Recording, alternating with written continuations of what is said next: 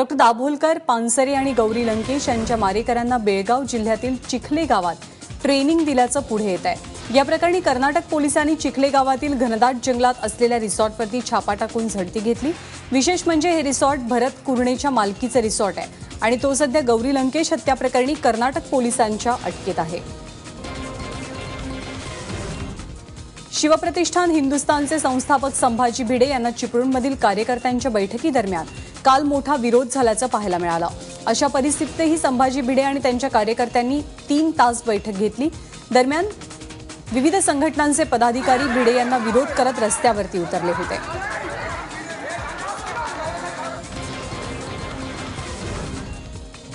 पंचवटी एक्सप्रेसचं इंजिन डबे मागे सोडून एकटंच पुढे धावल्याची घटना घडली आहे। 21 तारखेला कल्याणहून CSMTच्या दिशेने जाताना ही घटना घडली। केवळ इंजिन पुढे जात असताना समोरून येणाऱ्या लोकलमधल्या लोकांनी ओरडून ही बाब चालकाच्या लक्षात आणून दिली। सुदैवाने यात कोणतीही दुर्घटना घडली नाही। नॅशनल स्टॉक एक्सचेंजचा निर्देशांक अर्थात निफ्टीनं पहिल्यांदाच 11,600चा उच्चांक गाठलाय। आज सकाळी शेअर मार्केट उघडताच 201.88 अंकाने निफ्टीने उसळी मारली।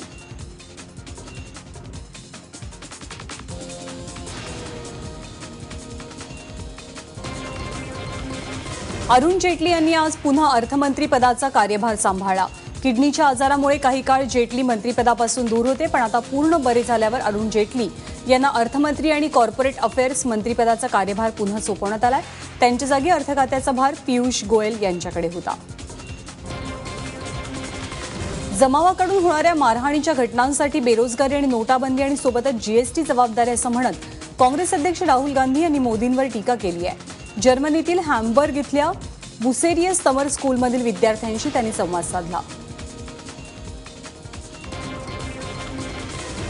आगामी राज्यांच्या निवडणुकांमुळे भाजपकडनं केवळ वाजपेयींच्या नावाचा वापर सुरू आहे असा आरोप वाजपेयींच्या पुतणी करुणा शुक्ला यांनी केलाय। नवीन रायपूरचं अटल नगरी असं नामकरण करण्याचा निर्णय सरकारनं घेतलाय, मात्र त्याऐवजी वाजपेयींनी दाखवलेल्या मार्गाचा अवलंब करा असं करुणा शुक्ला यांचं मत आहे।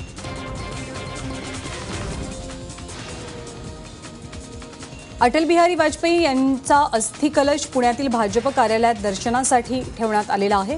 पुण्याचे पालकमंत्री गिरीश बापट, शहराध्यक्ष योगेश गोगावले या ठिकाणी उपस्थित आहेत। वाजपेयींच्या निधनानंतर देशभरातल्या नद्यांमध्ये त्यांच्या अस्थींचं विसर्जन केलं जाणार आहे। महाराष्ट्रातल्या प्रत्येक जिल्ह्यात भाजप कार्यालयात अटलजींचा अस्थिकलश दर्शनासाठी ठेवण्यात येईल। माजी पंतप्रधान अटल बिहारी वाजपेयी यांच्या विचारांचं उचित स्मारक मुंबईत उभारणार असल्याची घोषणा मुख्यमंत्री देवेंद्र फडणवीस यांनी केली आहे। मुंबईत अटल बिहारी वाजपेयी यांच्या श्रद्धांजली सभेत ते बोलत होते।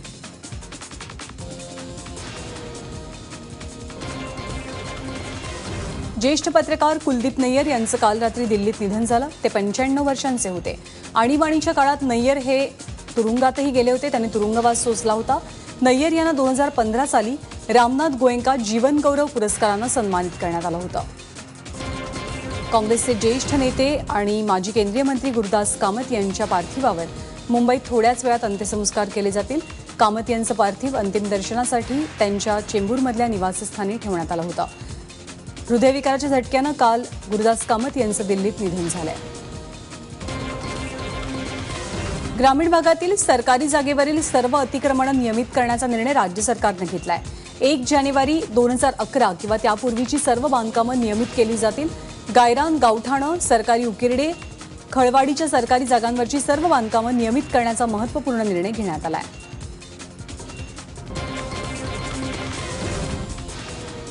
पंतप्रधान नरेंद्र मोदींच्या महत्त्वाकांक्षी बुलेट ट्रेन प्रकल्पाचा पहिला टप्पा आता गुजरातपुरताच मर्यादित राहण्याची अधिक शक्यता आहे। सूत्रांकडून मिळालेल्या माहितीनुसार आता मुंबई ते अहमदाबाद ऐवजी अहमदाबाद ते बिलामुरियापर्यंतच बुलेट ट्रेन प्रकल्पाचा पहिला टप्पा राबवला जाईल।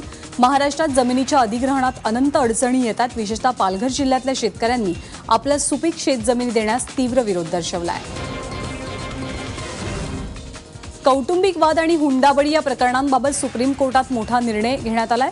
कौटुंबिक वाद आणि हुंडाबळी प्रकरणांमध्ये जोपर्यंत पतीच्या कुटुंबियांचा सहभाग स्पष्ट होत नाही तोवर त्यांचं या प्रकरणात नाव घेऊ नये असे निर्देश कोर्टाच्या वतीनं दिले गेलेत। न्यायमूर्ती S.A. बोबडे आणि न्यायमूर्ती L. नागेश्वर यांच्या खंडपीठानं हा निर्णय दिलाय। केरळमधल्या पूरग्रस्तांच्या मदतीसाठी इन्फोसिस कंपनीनेही मदतीचा हात दिलाय। यासाठी इन्फोसिस फाउंडेशनच्या अध्यक्ष आणि लेखिका सुधा मूर्ती यांनी स्वतः पॅकिंगच्या कामकाजात मदत केली. पूरग्रस्तांच्या मदतीसाठी पॅकिंग करतानाचा सुधा मूर्तींचा हा व्हिडिओ सध्या सोशल मीडियावर चर्चेत आहे.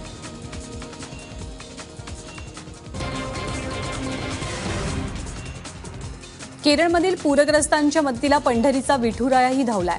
पंढरपूर मंदिर समितीनं मुख्यमंत्री सहायता निधीला 25 लाखांची मदत देण्याचा निर्णय घेतलाय. मंदिर समितीचे अध्यक्ष अतुल भोसलेंनी ही घोषणा केली आहे.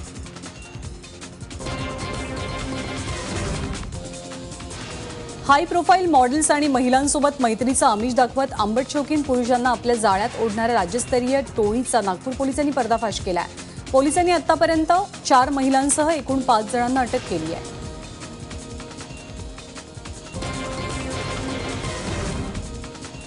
पैशांच्या पावसासाठी नरबळीचा प्रयत्न करू पाहणाऱ्या 3घांना पोलिसांनी अटक केली. धक्कादायक बाब म्हणजे आरोपींमध्ये एका शिक्षकाचाही समावेश आहे. सुधाकर राजाराम सोळंके असं या शिक्षकाचं नाव आहे. अकोल्यातील खदान पोलिसांनी काल रात्री ही कारवाई केली. घरातल्या कर्त्या माणसाच्या मृत्यूचं दुःख बाजूला ठेवून बकरी ईदच्या दिवशी सोलापुरात अवयव दान करण्यात आलं. त्यासाठी ग्रीन कॉरिडॉरही तयार केला गेला होता. मंगळवारी उपचारादरम्यान युनुस ब्रेनडेड झाल्याचं डॉक्टरांनी घोषित केलं. यानंतर कुटुंबियांनी दुःख बाजूला ठेवून युनुस यांची किडनी, स्वादुपिंड, लिव्हर आणि डोळे दान करण्याचा निर्णय घेतला. नाशिक महानगरपालिकेनं स्वच्छ नाशिक, सुंदर नाशिकचे कितीही दावे केले तरीही रुग्णांच्या संख्येवरनं प्रशासनाच्या कारभारावर प्रश्नचिन्ह उपस्थित होत आहे. नाशिक शहरात ऑगस्ट महिन्यात आतापर्यंत 75 पेक्षा अधिक रुग्णांना डेंग्यूची लागण झाली आहे. जानेवारीपासून आतापर्यंत 991 डेंग्यू संशयित रुग्ण आढळून आलेले असून 296 जणांना डेंग्यूची लागण झालेली आहे. जळगाव जिल्ह्यातल्या जामनेर तालुक्यातल्या चिंचोली गावात जिल्हा परिषद शाळा गेल्या 8 दिवसांपासून बंद आहे. शाळेत शिक्षकांची संख्या पुरेशी नसल्यामुळे चिंचोली गावच्या ग्रामस्थांनी 15 ऑगस्टला आंदोलन केलं. यावेळी शाळेला कुलूप लावून ग्रामस्थांनी आपला निषेधही नोंदवला. केरळच्या महाप्रलयानंतर पूरग्रस्तांना विविध स्तरातनं मदत देणं सुरू आहे. अहमदनगर जिल्ह्यात देहविक्री करणाऱ्या महिलांनी सुद्धा मदत कार्यात सहभागी होऊन आर्थिक मदत केली आहे. आपली दिवसभराची कमाई म्हणून 21,000चा धनादेश या महिलांनी जिल्हाधिकाऱ्यांकडे सुपूर्द केला आहे. वर्धा शहरातील मतदारांनी शहराचा पक्षी म्हणून भारतीय नीलपंख म्हणजेच इंडियन रोलर या पक्षाच्या बाजूने कल दिलाय. पक्षी तज्ज्ञ अरण्य ऋषी मारुती चित्तमपल्ली यांनी मतमोजणीनंतर विजयी शहर पक्षाच्या नावाची घोषणा केली. बहार, नेचर फाउंडेशन आणि वर्धा नगर परिषदेनं या उपक्रमाचं आयोजन केलं होतं. सध्या भारतात सर्वात महाग मिठाई लोकप्रिय होतीये. सुरतच्या मॅजिक दुकानात ही 24 कॅरेट सोन्यापासून तयार करण्यात आलेली मिठाई 9,000 रुपये प्रति किलो या दरानं विकली जाते. रक्षाबंधनासाठी ही खास मिठाई तयार केल्याचं सांगितलं जात आहे. भारताच्या कसोटी संघाचे माजी कर्णधार अजित वाडेकर यांना आदरांजली वाहण्यासाठी मुंबई क्रिकेट असोसिएशनच्या वतीनं शोकसभेचं आयोजन करण्यात आलं होतं. वानखेडे स्टेडियमच्या लाऊंजमध्ये आयोजित या शोकसभेला मुंबई क्रिकेट असोसिएशनचे माजी अध्यक्ष शरद पवार यांच्यासह मुंबईचे आजी माजी दिग्गज खेळाडू उपस्थित होते.